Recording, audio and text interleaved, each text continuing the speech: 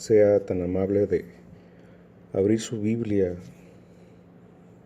en Lucas capítulo 1, del verso 39 al verso 45. Lucas capítulo 1, verso 39 al 45 dice: En esos días María se levantó y fue apresuradamente a la región montañosa, a una ciudad de Judá, y entró en casa de Zacarías y saludó a Elisabet. Y aconteció que cuando Elisabet oyó el saludo de María, la criatura saltó en su vientre.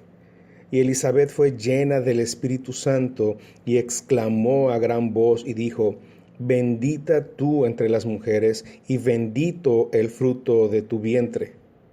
¿Por qué me ha acontecido esto a mí? Que la madre de mi Señor venga a mí.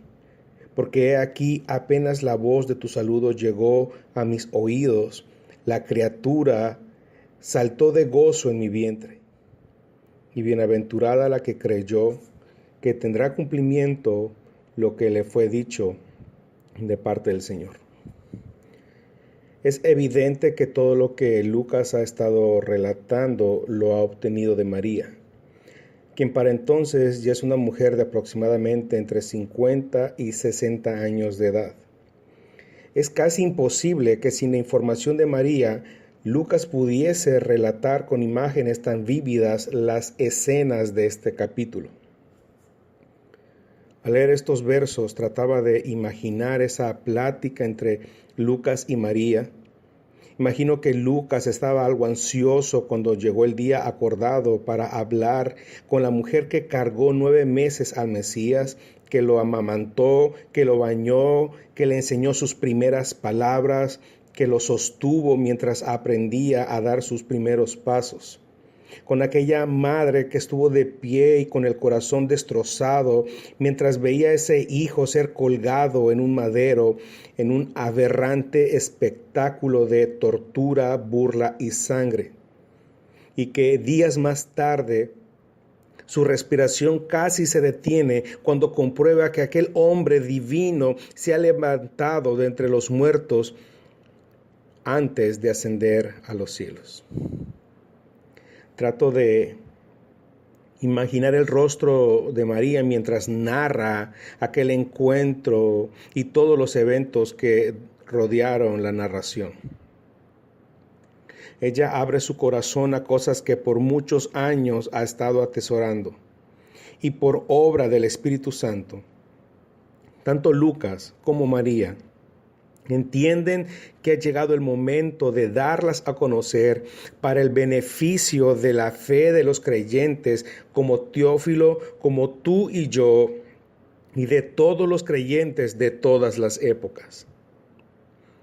El tema central de esta sección es la fe. Sabemos que la fe es esencial para la vida del cristiano. Desde nuestro nuevo nacimiento, el cual es realizado en el momento que somos justificados por la fe, y por la fe en Cristo somos llamados hijos de Dios. La fe está presente durante toda la vida del creyente, pues como Pablo, lo que ahora vivimos, lo vivimos por la fe del Hijo de Dios. Los justificados por la fe vivirán. Sin fe es imposible agradar a Dios. Por fe andamos y no por vista. Jesús establece que la fe marca la diferencia entre los que son de Dios y los que no lo son.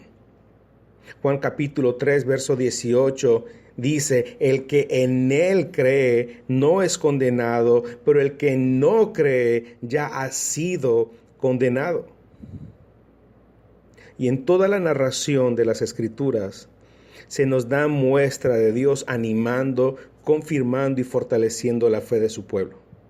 A Abraham le dice: no temas, Abraham, yo soy tu escudo y tu galardón. A Isaac le dice: habita como forastero y estaré contigo y te bendeciré, porque a ti y a tu descendencia daré todas estas tierras y confirmaré el juramento que hice a Abraham tu padre.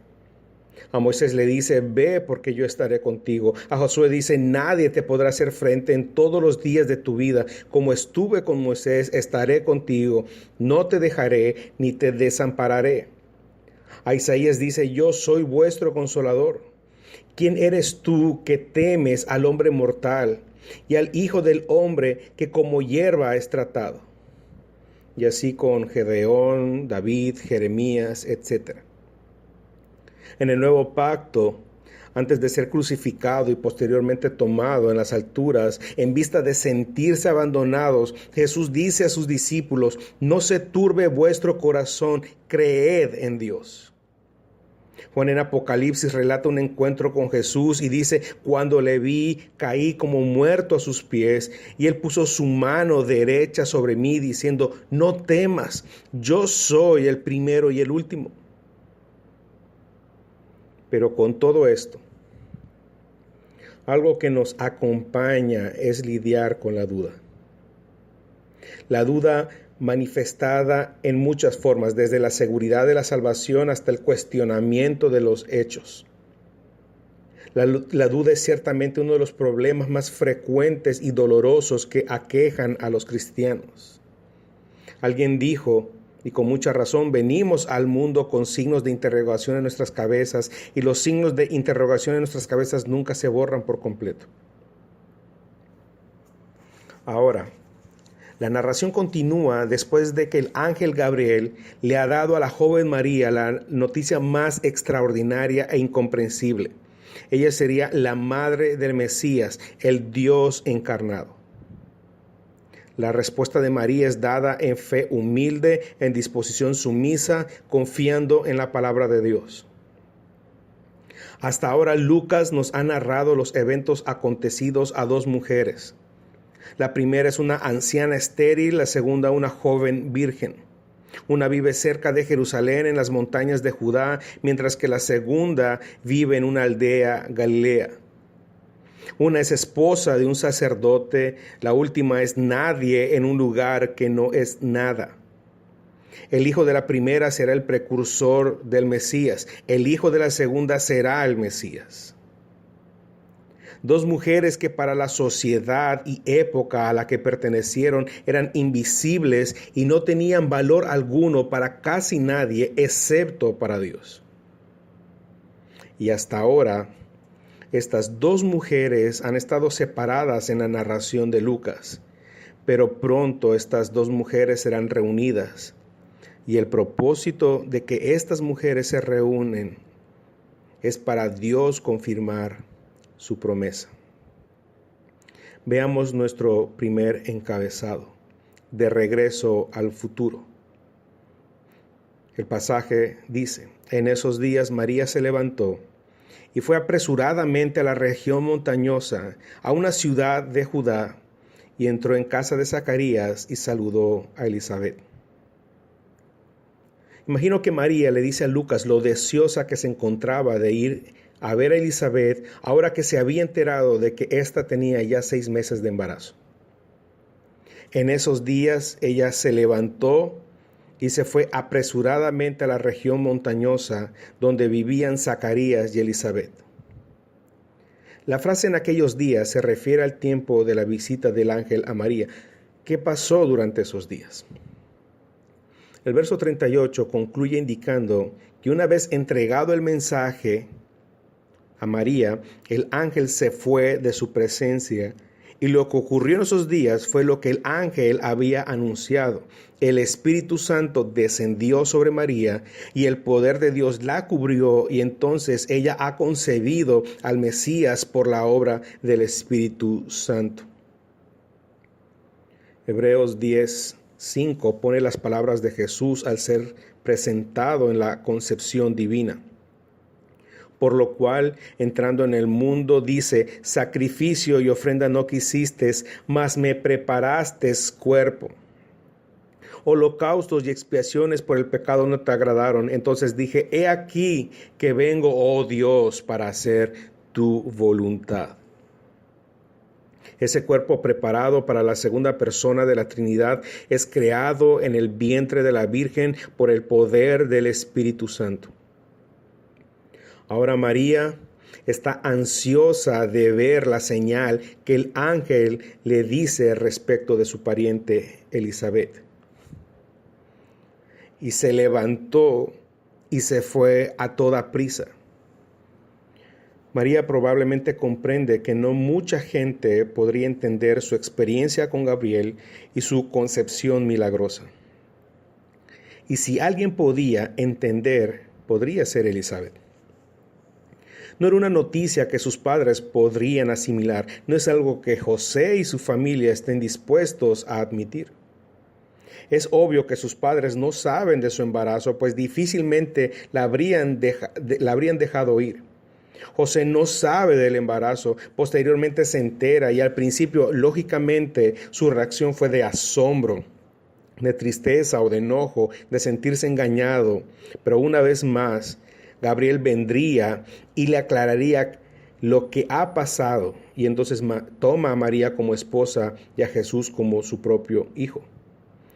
Así que María esos mismos días, quizás la misma semana, hace preparativos para irse a ver a Elizabeth y lleva mucha prisa. María hace preparativos para quedarse bastante tiempo, pues el verso 56 dice que María se quedó 3 meses. Y después que Elizabeth dio a luz a Juan, ella volvió a su casa, obviamente ya con 3 meses de embarazo. Se piensa que el viaje que realizó a la montaña le habría tomado entre 3 y 4 días.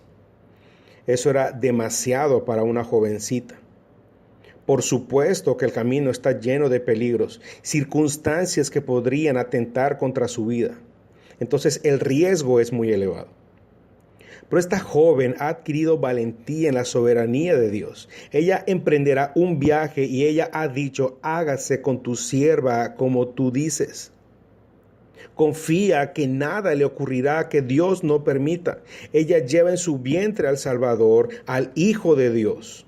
Su vida está ligada a que ese Salvador nazca sano y salvo. Dios no abandonaría a su propio Hijo, no ahora. Dios no solo cuidaría del regalo, sino también de la envoltura. Así esta joven se hace fuerte y valiente al descansar en la soberanía de Dios. Gracias a Dios, María llega y entró en casa de Zacarías y saludó a Elizabeth. No que no saludara a Zacarías, pero pues el hombre está mudo. Lo más que podría hacer Zacarías es asentir con la cabeza. O quizá el hombre está descansado, en fin, no sabemos. Pero como haya sido ese momento con Zacarías, ella saludó a Elizabeth. De primera mano no parece decirnos mucho. Quizás nos imaginamos que se dieron besos en la mejilla y ya. Pero no es lo que el saludo es para los habitantes de esa parte del oriente. El saludo implicaba una plática tendida. Veamos algunos ejemplos. Génesis capítulo 29, verso 13. Y sucedió que cuando Labán oyó las noticias de Jacob, hijo de su hermana, corrió a su encuentro, lo abrazó, lo besó y lo trajo a su casa. Entonces él contó a Labán todas estas cosas. Éxodo capítulo 4, verso 27-28. Y el Señor dijo a Aarón, ve al encuentro de Moisés en el desierto. Y él fue y le salió al encuentro en el monte de Dios y lo besó. Y contó Moisés a Aarón todas las cosas del Señor con las cuales le enviaba y todas las señales que le había mandado hacer.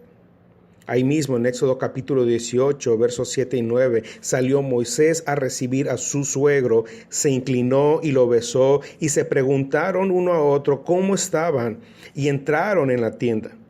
Y Moisés contó a su suegro todo lo que el Señor había hecho a Faraón y a los egipcios por amor a Israel, todas las dificultades que le habían sobrevenido en el camino y cómo los habría librado el Señor. Es de esperar que tal y como ha ocurrido en los ejemplos anteriores, María y Elizabeth por fin se encuentran en la narración, se besan, se abrazan y han conversado entre ellas. ¿De qué? De todas las cosas que Lucas nos ha narrado hasta ahora, de todas las palabras del Señor por medio del ángel Gabriel. Se pusieron al tanto de lo que les ha ocurrido, cómo estaban, lo que el Señor ha hecho. las posibles dificultades que María habría tenido en el viaje, pero cómo el Señor la ha librado. Seguramente María le preguntó a Elizabeth acerca del embarazo y ésta le narró el encuentro de Zacarías con el ángel en el templo. Por supuesto, le explicó la razón por la que Zacarías está mudo. María testifica que el mismo ángel lo visitó y demás. Es una atmósfera de gozo, de lágrimas, de fe, de esperanza, de gratitud. La fe de ambas es fortalecida por el testimonio de la otra. Aquí está María, hablando con la que sería la única persona con quien podría contar su historia y que le creyera. Otros habrían pensado que ese relato de su embarazo por medio del Espíritu Santo era un intento de encubrir su inmoralidad e infidelidad. La única persona a quien la joven María cuenta todas aquellas cosas que el Señor ha hecho en ella es la anciana Elizabeth. Su comunión no era solo la comunión por parentesco. Estas dos mujeres que tienen una profunda comunión en la soberanía y providencia de Dios, que tienen una profunda comunión en el Evangelio. Estas son dos mujeres que creyeron la palabra de Dios. Estas mujeres creyeron la promesa de Dios. Estas mujeres tenían una comunión en el Evangelio, y esa comunión que tenían en los propósitos de Dios y esa comunión en el Evangelio superaba todas las demás diferencias que existían entre ellas. Y estando allí, ambas pueden constatar que todo lo que Dios había anunciado en el pasado, que todas esas promesas futuras de salvación cobran realidad. Y quiero hacer una pausa y decir en este momento, mujeres, no descuiden ese hecho. La gracia se extiende y une a las generaciones. Note que no hay una brecha generacional entre María y Elizabeth. Ella es apenas una adolescente y Elizabeth es una anciana, y sin embargo, estas dos mujeres hicieron clic inmediatamente. Hay comunión en el Evangelio. Y amados, así es como funciona siempre el Evangelio. Une las generaciones. Mujeres, y hago énfasis en ellas por la cantidad de mujeres que hay en la iglesia, pero esto se extiende a los varones por igual. No dejen de aprovechar la bendición de tener comunión entre ustedes. No piense que la edad es una barrera que no les permite comunión. Dios siempre está haciendo algo en medio de su pueblo sin tomar en cuenta la edad o el sexo. ¿Está usted al tanto de lo que Dios está haciendo en las pequeñas o en las más avanzadas generaciones? Jóvenes, aprovechemos la experiencia de los santos más longevos, aprovechemos la oportunidad de compartir con ellos. De vez en vez tengo la oportunidad de hablar con los niños y preguntarles, y me he dado cuenta que la palabra de Dios está siendo sembrada en sus corazones. Al compartir con ellos son receptivos, están adquiriendo conceptos correctos del Evangelio. Y lo que nos permite esa comunión no es otra cosa que la gracia de Dios derramada en nuestros corazones. De regreso al pasaje. El viaje de María fue un regreso al futuro. Ella llega a donde Dios ya estuvo.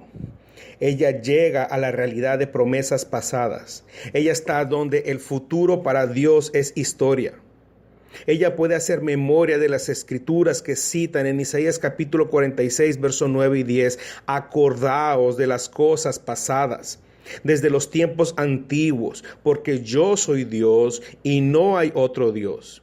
Y nada hay semejante a mí, que anuncio lo por venir desde el principio y desde la antigüedad lo que aún no era hecho. Que digo, mi consejo permanecerá y haré todo lo que quiero. Ella ahora conoce que Dios es el único que puede situarse al principio y declarar con exactitud el final. Es totalmente digno de confianza.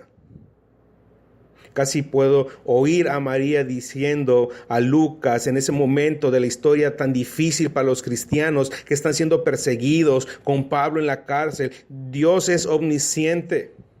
Él conoce todas las cosas reales y posibles. Dios también es eterno, como el Dios omnisciente. Él ha vivido nuestro ayer, nuestro hoy y nuestro mañana. El pasado, el presente y el futuro. Dios es el alfa y la omega, el principio y el fin.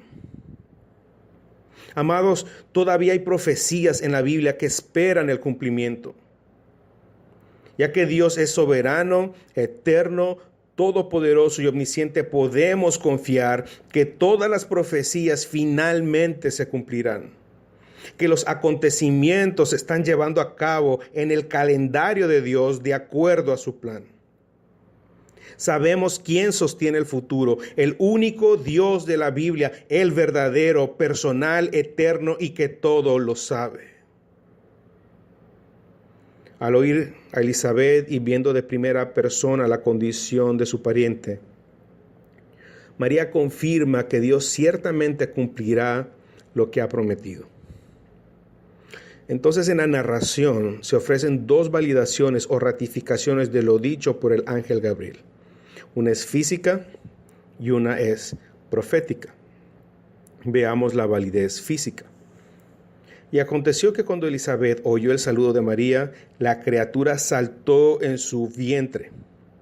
Porque aquí apenas la voz de tu saludo llegó a mis oídos, la criatura saltó de gozo en mi vientre. En algún momento de la plática, cuando María compartía con Elizabeth todo lo que le había pasado, la criatura en Elizabeth saltó en su vientre. Recordemos que ella tiene 6 meses de embarazo, por lo tanto, los movimientos del bebé no deben ser anormales. Pero en este caso, en este momento en particular, la criatura hace un movimiento inusual y Elizabeth entendería por medio del Espíritu Santo que ese movimiento no es casual e identifica que es un movimiento de gozo de la criatura. Esta criatura que habría de ser el precursor, el proclamador, la avanzada que el rey envía para preparar el camino, los corazones para recibir al rey, salta de gozo por la visita anticipada del Mesías. ¡Qué tremendo! Una criatura sin ver al Mesías, con solo escuchar de él, salta de gozo. Bien dice la palabra de Dios, hablando Jesús dijo, te alabo, Padre, Señor del cielo y de la tierra, porque ocultaste estas cosas a sabios e inteligentes y las revelaste a los niños. Por boca de los infantes y de los niños de pecho has establecido tu fortaleza por causa de tus adversarios para hacer cesar al enemigo y al vengativo. El primer anuncio de esta criatura evidencia que las palabras de Dios se cumplen. Pues en el verso 15, el ángel dijo de él, será grande delante del Señor, no beberá vino ni sidra y será lleno del Espíritu Santo aún desde el vientre de su madre. Conforme avancemos nos daremos cuenta que la llenura del Espíritu Santo, es decir, el poder, el control del Espíritu Santo en la vida de los creyentes, está por todo el pasaje. Por cierto, el gozo de Juan, que comenzó en el vientre de su madre, continuaría toda su vida y en su ministerio. Vaya a Juan capítulo 3, verso 22. Juan 3, 22. Dice, después de estas cosas, vino Jesús con sus discípulos a la tierra de Judea y estuvo allí con ellos y bautizaba. Y también Juan bautizaba en Enón junto a Salín, porque allí había mucha agua, y venían y eran bautizados, porque Juan no había sido aún puesto en la cárcel. Entonces hubo una discusión entre los discípulos de Juan y los judíos acerca de la purificación, y vinieron a Juan y le dijeron, Rabí, el que estaba contigo al otro lado del Jordán, de quien tú diste testimonio, he aquí, él bautiza y todos vienen a él. Respondió Juan y dijo, no puede el hombre recibir nada si no le es dado del cielo. Vosotros mismos me sois testigos de que dije, yo no soy el Cristo, sino que soy enviado delante de él. El que tiene la esposa es el esposo, mas el amigo del esposo que está en pie y le oye, se goza grandemente de la voz del esposo. Así pues, mi gozo es cumplido. Es necesario que él crezca y yo mengüe. No sabemos los detalles de la discusión sobre la purificación, pero en esa discusión los discípulos de Juan se enteraron de que Jesús estaba bautizando y atrayendo a multitudes. Pero a Juan no le molestó en absoluto. Juan no permitiría que la envidia lo hiciera olvidar su misión, anunciar que el Mesías ha venido para luego dar un paso atrás y dejar que la atención sea enfocada en el Mesías. Respondió Juan y dijo: no puede el hombre recibir nada si no le fuere dado del cielo. Juan le respondió primero a sus discípulos que todo lo que tenía, incluyendo a los que respondieron a su ministerio, eran un regalo de Dios. Yo no soy el Cristo, sino que soy enviado de él. Luego Juan les recuerda a sus discípulos que él sabía quién era y también sabía quién era Jesús. Juan les explicó a sus discípulos que él era como el padrino de bodas. Él no es el novio, él no debe ser el centro de atención. Así pues, mi gozo está cumplido. Juan el Bautista se gozaba y entendía que era bueno para él volverse menos visible y conocido para que Jesús se volviera más visible y conocido. Su gozo es que el Señor debe volverse más grande y visible y el siervo debe menguar y volverse menos visible. Tremendo, ese es en verdad gozo. Ahora, lo que la criatura expresó en silencio, su madre le dio voz. La validez profética. Y Elizabeth fue llena del Espíritu Santo y exclamó a gran voz y dijo: bendita tú entre las mujeres y bendito el fruto de tu vientre. ¿Por qué me ha acontecido esto a mí, que la madre de mi Señor venga a mí? Y bienaventurada la que creyó que tendrá cumplimiento lo que fue dicho de parte del Señor. Así como Juan ha sido lleno del Espíritu Santo, Elizabeth también fue llena del Espíritu. Y la muestra es que proclamó un mensaje de parte de Dios. Esa expresión es la misma usada en pasajes como Juan 1:15, donde dice: Juan dio testimonio de él y clamó, diciendo: este es de quien yo decía, el que viene después de mí es antes de mí, porque era primero que yo. La misma que está en Juan 7:28. Entonces Jesús, enseñando en el templo, alzó la voz y dijo. En Romanos 9:27, también Isaías clama tocante a Israel: aunque el número de los hijos de Israel sea como la arena del mar, un remanente será salvo. Literalmente, Elizabeth gritó, alzó la voz para proclamar el mensaje que Dios le había dado. Y una explosión de alegría, de gozo acompaña el mensaje. Bendita tú entre las mujeres y bendito el fruto de tu vientre. Sabemos que es por obra del Espíritu Santo que dice estas palabras, porque son idénticas a las mismas palabras que el ángel usó cuando se presentó ante María. El ángel dijo: bendita tú entre las mujeres. Elizabeth confirma: bendita tú entre las mujeres. En la cultura judía, el valor y posición de una mujer estaban asociados con la importancia de dar a luz. Elizabeth llega a la conclusión que María era la mujer más bendita, no bendita, sino la más bendita entre todas las mujeres, porque el fruto de su vientre es bendito, es el hijo más grandioso, el bebé más extraordinario. Gabriel dijo que Juan sería grande, pero Elizabeth reconoce que el bebé de María será más grande.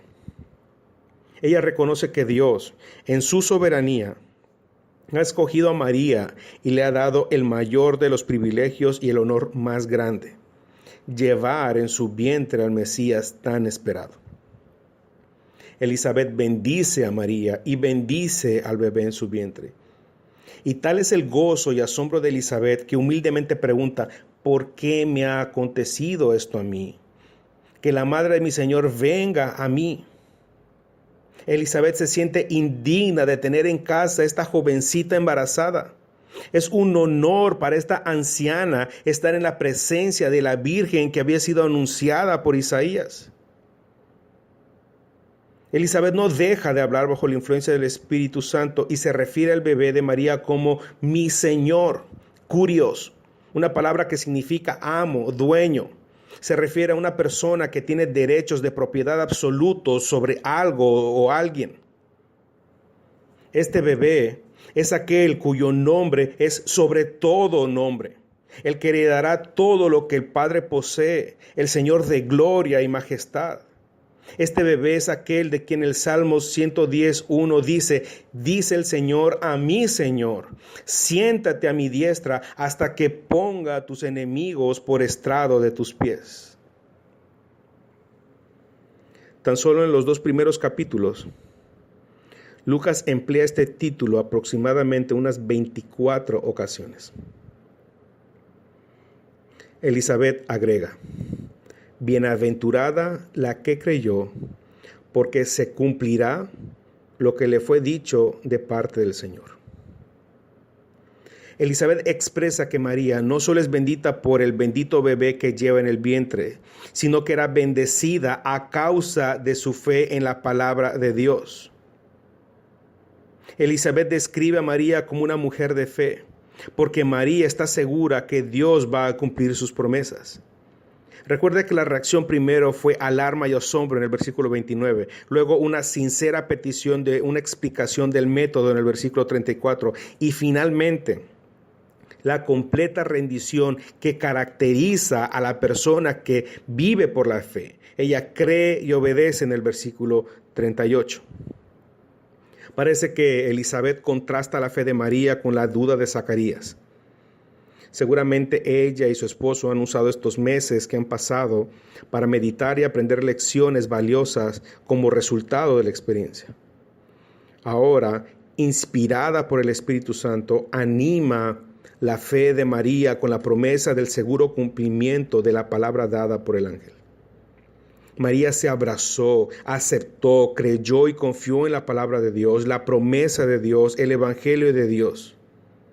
Y aquí está Elizabeth diciendo: María, creíste más la palabra de Dios que un viejo sacerdote. Bienaventurada eres, querida niña, porque creíste. La frase la que amplía esa bendición más allá de María y la extiende a todos los que sin ver creen, confían y descansan en que Dios cumple sus promesas. La palabra dice: dichosos los que no vieron y sin embargo creyeron. Sois protegidos por el poder de Dios mediante la fe para la salvación que está preparada para ser revelada en el último tiempo, en lo cual os regocijáis grandemente, aunque ahora por un poco de tiempo, si es necesario, seáis afligidos con diversas pruebas, para que la prueba de vuestra fe, más preciosa que el oro que perece, aunque probada por el oro por fuego, resulte en alabanza, gloria y honor en la revelación de Jesucristo, a quien sin haberle visto le amáis, y a quien ahora no veis, pero creéis en él y os regocijáis grandemente con gozo inefable y lleno de gloria, obteniendo como resultado de vuestra fe la salvación de vuestras almas. Amados, María Elizabeth es un ejemplo para los que han puesto su fe en Dios. No es fácil en un mundo obstinado andar por vista. Andar por fe es para locos, gente que no razona y se deja llevar. Pero somos bendecidos por el hecho que el Espíritu de Dios nos capacite a creer en alguien de quien solo hemos oído y leído. Bendecidos con una fe que nos libra de la condenación. Y si hemos sido capacitados a creer en este Dios eterno, soberano, poderoso, fiel y sabio, sea lo que sea que vivamos, debemos responder, debemos reaccionar y actuar de manera humilde, obediente, gozosa y en adoración y autonegación. Esa es la evidencia de verdadera fe. Ahora, mis amados, creo que tenemos varias lecciones prácticas desprendidas de estos pasajes. Número 1. Creer, confiar y descansar en la soberanía de Dios nos hace valientes y esforzados. María cree las palabras del ángel. Confía que Dios cumplirá lo que se ha propuesto hacer y descansa en que Dios, por lo tanto, tiene el control y el poder para llevar a cabo sus planes. Se levanta y emprende el viaje, confiando que su vida y la de su bebé están en manos de Dios.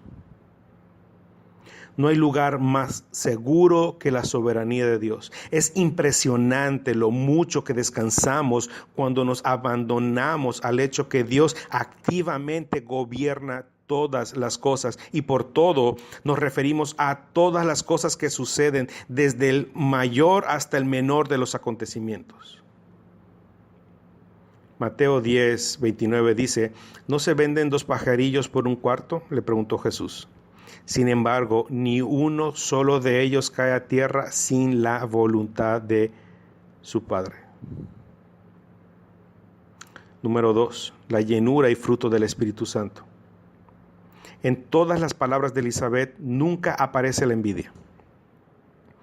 Elizabeth era mucho mayor que María, sin embargo, esta anciana está profundamente consciente de su indignidad personal. Con toda sinceridad se goza en el regocijo de su parienta mucho más joven. Ella sabe que María es la madre de su Mesías, quien ha venido a visitarla. Ella es humilde, ella está agradecida por lo que Dios está haciendo, está llena de alegría. Ella tiene un amor muy sincero para María. Ella muestra fe en las promesas de Dios. Un ángel ha visitado a su esposo para decirle que ella será la portadora del precursor del Mesías. Un ángel se acercó a su esposo y le dijo que en su hijo las profecías de Malaquías, Elías, Isaías, Jeremías, las profecías de estos grandes profetas del Antiguo Testamento se cumplirán en la persona de su hijo. Pero María entra por la puerta y Elizabeth no tiene nada que decir sobre sí misma, solo esto: bendita seas entre las mujeres. Ella fue llena del Espíritu Santo, y estando llena del Espíritu Santo mostró el fruto del Espíritu. La verdadera fe, la que viene del Espíritu, tiene evidencias o frutos, y son el amor, el gozo, paz, paciencia, la benignidad, bondad, fidelidad, amabilidad y el autocontrol. Y ella muestra aproximadamente la mitad de ellos justo aquí. Número 3. Todo se trata de Jesús.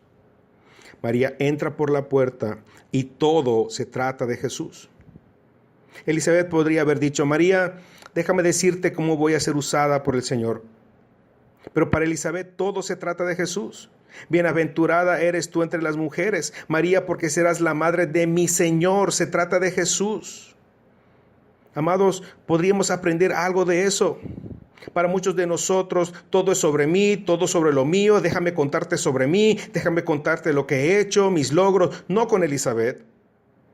Todo el enfoque está en Jesús. Ejemplo de humildad es para nosotros. La verdadera fe no está enfocada en sus obras, sino en Cristo. La verdadera fe no es antropocéntrica, sino cristocéntrica. La verdadera fe nos hace reconocer que somos pequeños, indignos, y admirar la grandeza y gloria de Dios en Cristo. Número 4. La verdadera fe reconoce a Cristo como su Señor, como su amo, como la persona con todos los derechos de posesión sobre la vida del creyente. La verdadera fe no persigue agendas personales, la gloria de este mundo. No pretende usar a Dios como si el amo fuese la criatura y el esclavo fuese Dios. Al final, ¿quiénes somos tú y yo? Qué digno es nuestro corazón para que en él Cristo venga a morar. Amados, concentremos toda nuestra atención, toda alabanza, toda esperanza, todos nuestros sueños y anhelos en el Señor Jesucristo, que es nuestro Dios, Mesías, Salvador, profeta, sacerdote y Rey de nuestras almas. Y por último, las huellas dactilares de la Trinidad están en todo el pasaje. La primera persona de la Trinidad envía un mensaje sobre la segunda persona de la Trinidad, y la tercera persona de la Trinidad permite creer en ese mensaje sobre la segunda persona de la Trinidad. Es el Padre quien envía un ángel al mundo para contar del nacimiento de Jesús y Juan. Ese mensaje del Padre a través del ángel a María y Elizabeth, quienes llenas del Espíritu Santo pueden entender cuáles son los propósitos de Dios en Cristo y por lo tanto creer en la palabra de Dios. Ahora, En conclusión, Hebreos capítulo 11, verso 1 nos dice que la fe es la certeza de lo que se espera, la convicción de lo que no se ve. Tal vez ningún otro componente de la vida cristiana es más importante que la fe. No la podemos comprar, ni vender, ni tampoco dársela a nuestros amigos. De hecho, es tan importante que sin fe no tenemos comunión con Dios y es imposible agradarlo. La fe es la creencia en el Dios único y verdadero sin verlo en realidad. ¿De dónde proviene la fe? La fe no es algo que producimos por nuestra cuenta, no es algo de nacimiento, tampoco es un resultado de la diligencia en estudiar o buscar lo espiritual. Efesios 2, versos 8 y 9 hace claro que la fe es un don de Dios, no porque lo merecemos, no porque lo hemos ganado o somos dignos de tenerlo. No es de nosotros, es de Dios. No se obtiene por nuestro poder o nuestro libre albedrío. Simplemente es dada a nosotros por Dios, junto con su gracia y misericordia, según su santo plan y propósito, y por eso Él recibe toda la gloria. Pero dado que aún estamos en este cuerpo débil y rebelde, la fe nos puede fallar a veces. Pero porque es el regalo de Dios dado a sus hijos, Él provee tiempos de prueba y dificultad para fortalecerla. Por eso Santiago nos dice tener por sumo gozo las aflicciones, porque la prueba de nuestra fe produce perseverancia y nos madura, aportando la evidencia que nuestra fe es real. Amados, ya hemos confiado, sigamos confiando. ¿Ha disminuido la fe? Pide al autor y consumador de la fe, auméntame la fe. Debo hacer eco de las palabras inspiradas por el Espíritu Santo. Sin fe es imposible agradar a Dios. La mayoría de las personas tienen un concepto vago de quién es Dios. Estas personas carecen de la verdadera fe necesaria para una relación verdadera y significativa con Dios. No se nos está permitido creer solo aquello que te parezca bien de la Biblia. No se te permite creer en las Escrituras a medias, pues si lo haces, no tienes fe. La fe verdadera toma una página y dice, no importa lo que se encuentre en esta página, yo creo en ella. Es decir, lo principal de la fe radica en la confianza en la verdad. No en creerla simplemente, sino en hacerla nuestra y descansar en ella para salvación. Y la verdad es que Cristo no es el camino para lograr más seguramente tus sueños o deseos de grandeza. Si vienes a Cristo buscando el sueño americano, tu fe no es verdadera. Tu mayor necesidad es Cristo, pues tu mayor problema es que eres un pecador y en tal condición, por mucho que te esfuerces, estás lejos de una comunión verdadera y eterna con Dios. Pero Cristo murió por tus pecados. Debes saber que puedes esforzarte por vivir de la manera más excelente que quieras. Sin embargo, nada de ello puede ser agradable a Dios a menos que lleve el ingrediente de la fe. Debes comprender que solo Cristo puede salvar y además debes creer que no serás salvo mientras no confíes en que Él es tu Salvador y que lo es para siempre. Esta es la fe que salva y sin importar qué tan impía haya sido tu vida hasta ahora, esta fe, si te es dada en este momento, borrará tus pecados, cambiará tu naturaleza y te dará una nueva criatura en Cristo Jesús. Te conducirá a una vida santa y producirá en ti el fruto del Espíritu Santo. Por último, la verdadera fe expresa una gran estimación por la persona de Cristo. ¿Amas a Cristo? ¿Darías tu vida a Él y por Él? ¿Es más valioso que las riquezas, poder, fama, placeres que el mundo te ofrece? Pregunto esto, pues aquel que tiene fe verdadera tendrá su misión verdadera. Si un hombre dice tener fe, si alguien declara que cree en Cristo y no se niega a sí mismo y toma su cruz, miente. El Espíritu Santo dice, crean en el Señor Jesús y serán salvos. Descansen en su amor y en su sangre, en su obra y en su muerte, en sus sufrimientos y en sus méritos, y si lo hacen, serán salvos ahora y para siempre. Y la misma fe que te ha sido dada para traerte al Salvador, te seguirá siendo suministrada para perseverar y sobre sus alas te llevará seguro a la eternidad con tu Señor. Oremos.